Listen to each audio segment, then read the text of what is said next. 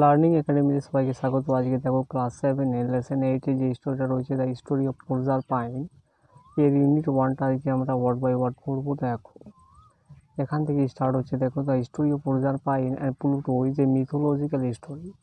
অর্থাৎ পোর্জার পাইন এবং প্লুটো এই যে গল্পটা রয়েছে, এটা একটা মিথোলজিক্যাল স্টোরি, একটা পৌরাণিক একটা গল্প that dates back to ancient Roman civilisation. অর্থাৎ যেটা একটা তারিখকে প্রকাশ করে, কি তারিখকে প্রকাশ করে? অ্যানসিয়েন্ট রোমান সিভিলাইজেশন, অর্থাৎ প্রাচীন রোমান যে সভ্যতা ছিল, সেখানকার রোমান যে সভ্যতা তার তারিখকে বা ডেটকে প্রকাশ করে। এরপরে দেখো a similar story can be traced in ancient Greek methodology. অর্থাৎ একটা সেম একটা গল্প ট্রেস্ট করা হয়েছে ইন অ্যানসিয়েন্ট গ্রিক মিথোলজি, অর্থাৎ প্রাচীন গ্রিক পৌরাণিক কাহিনীতে কিন্তু এই রকমের একটা সেম একটা গল্প বা একই একটা গল্প কিন্তু ট্রেস্ট করা যেতে পারে।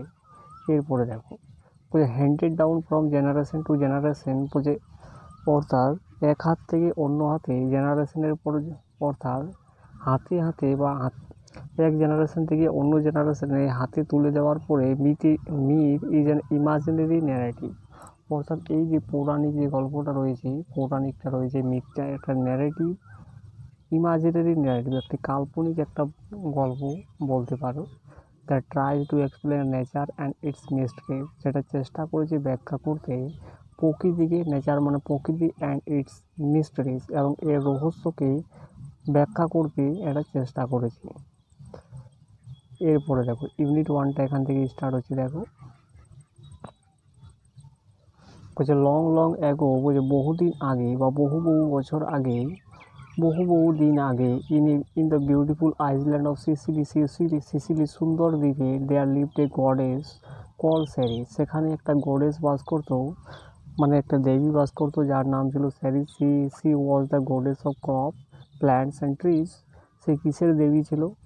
ফসলের দেবী ছিল, উদ্ভিদের দেবী ছিল, এবং ট্রিজ এবং গাছপালার দেবী ছিল। So on her depended the health and happiness of all the people of this wild world. অর্থাৎ এই প্রশস্ত পৃথিবীতে সমস্ত লোকের হেলথ মানে কি? স্বাস্থ্য, এবং হ্যাপিনেস, স্বাস্থ্য এবং সুখ, সেটা সম্পূর্ণ কী ছিল? তার উপর ডিপেন্ডেড ছিল, নির্ভর ছিল। এরপর দেখো তার উপর নির্ভর করেছিল। এরপর সেরিজ একটা ফেয়ার ডটার, সেরিজের একটা সুন্দর একটা মেয়ে ছিল বা ডটার ছিল, তার নাম ছিল Proserpine. Hmm she loved more than her life, তার জীবনের থেকেও তাকে সে বেশি ভালোবাসত। অর্থাৎ সেরিজ তার জীবনের থেকেও তার মেয়েকে, পোর্জার পাইনকে বেশি ভালোবাসত। Proserpine was the brightest and loveliest of all girls. Proserpine কী ছিল? সব থেকে উজ্জ্বলতম এবং সুন্দরতম, লাভলিয়েস্ট ছিল সমস্ত মেয়েদের থেকে। হার চিক্স ওই রোজি, তার যে চিবুকগুলো ছিল সেগুলো গোলাপের মতো ছিল। And beautiful like the Apple blues in spring, এবং সে সুন্দর ছিল কিসের মতো? যেমনভাবে বসন্তকালে বা স্প্রিং মানে কি? বসন্তকালে যেমনভাবে আপেল কী হয়? প্রস্ফুটিত হয়, ঠিক একইভাবে তার মেয়ে কিন্তু পোর্জার পাইনস ঠিক একইভাবে বিউটিফুল বা সুন্দর ছিল। Her eyes were as blue as the sky, তার চোখগুলো কেমন ছিল? স্কাইয়ের মতো ব্লু ছিল, অর্থাৎ আকাশের মতো কী ছিল? নীল ছিল।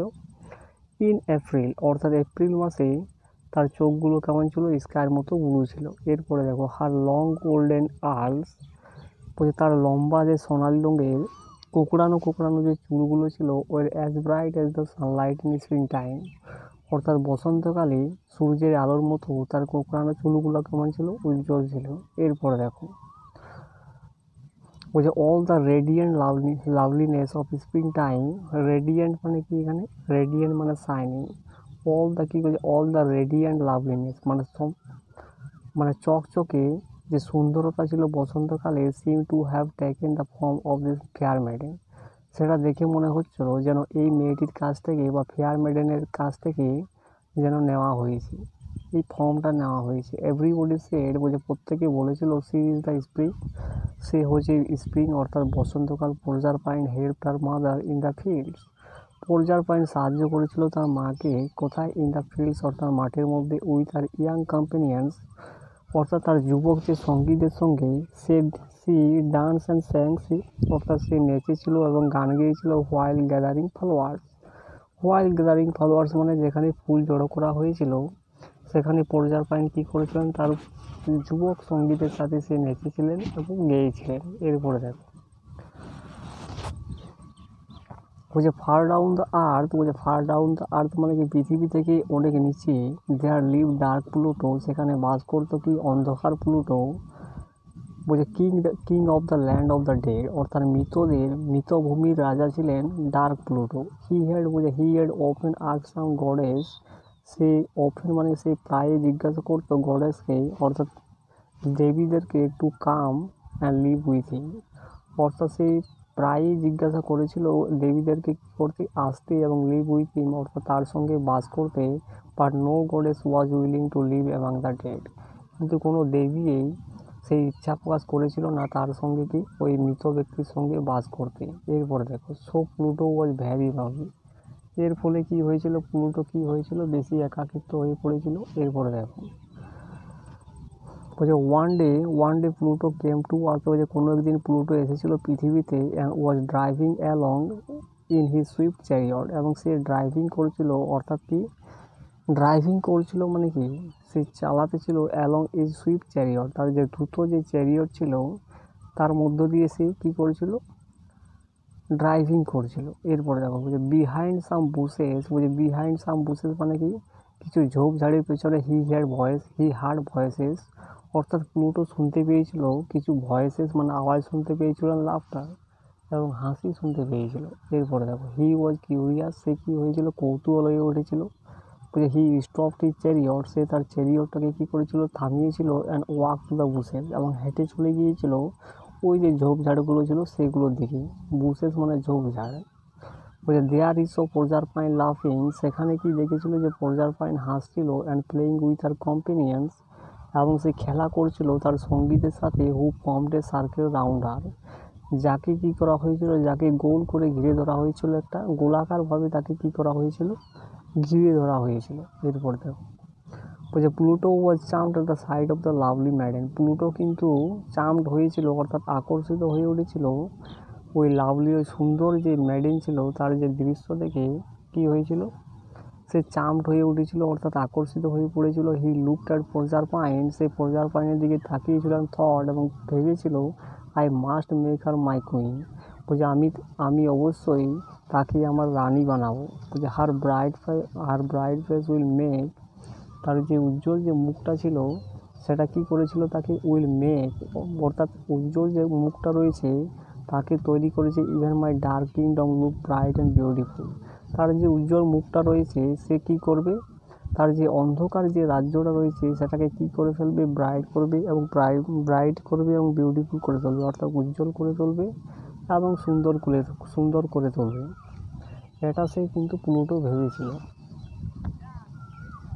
এরপরে দেখো বলছে বাট হি নিউ দ্যাট, কিন্তু সে জানতো that it was be useless, কিন্তু এটা কী হবে, ইউজলেস হবে, ব্যবহারহীন হবে, to ask the maiden to be his queen, অর্থাৎ সে জানতো যে এটা ব্যবহারযোগ্য হবে না তাকে জিজ্ঞাসা করা, ওই মেডেনটাকে জিজ্ঞাসা করা যে আমার যে ওই পর্যারপাইন আমার কুইন হবে, এটা ওই পর্যারপাইনকে জিজ্ঞাসা করা এটা ব্যবহারযোগ্য হবে না, এটা কিন্তু প্লুটো জানতো। এরপরে দেখো so he stepped into the circle, তারপরে কী করলো, সে আস্তে আস্তে ওই সার্কেলের ভিতরে প্রবেশ করেছিল, অ্যান্ড অর্থাৎ হেঁটে ঢুকে পড়েছিল, and carried her to his chariot, এবং তাকে কী করেছিল, ক্যারেড হার অর্থাৎ বহন করে নিয়েছিল তার চ্যারিয়টের মধ্যে,